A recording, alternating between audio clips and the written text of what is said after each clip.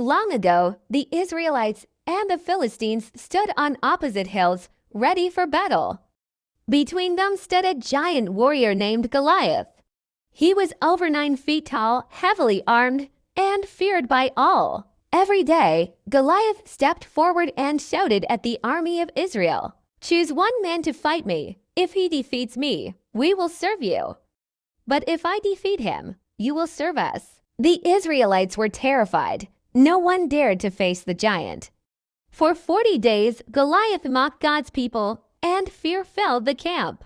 But God was about to raise up an unlikely hero, a young shepherd named David. Meanwhile, a young shepherd named David was sent by his father to bring food to his brothers in the Israelite army. As David arrived at the camp, he heard the giant Goliath shouting his daily challenge. The soldiers stood in fear, unwilling to face the mighty warrior.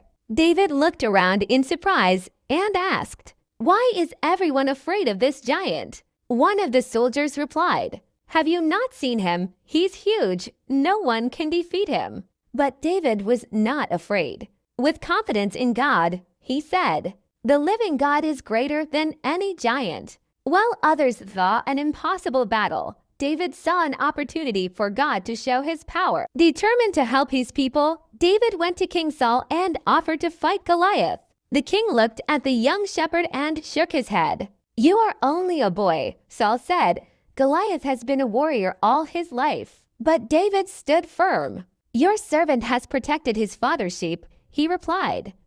"When a lion or a bear attacked the flock, I fought and rescued the sheep." David continued, "The Lord who delivered me from the lion and the bear will also deliver me from this Philistine giant." King Saul could see the faith and courage in David's heart. At last, he agreed and said, "Go, and may the Lord be with you." David was young and inexperienced in battle, but he trusted completely in God's power.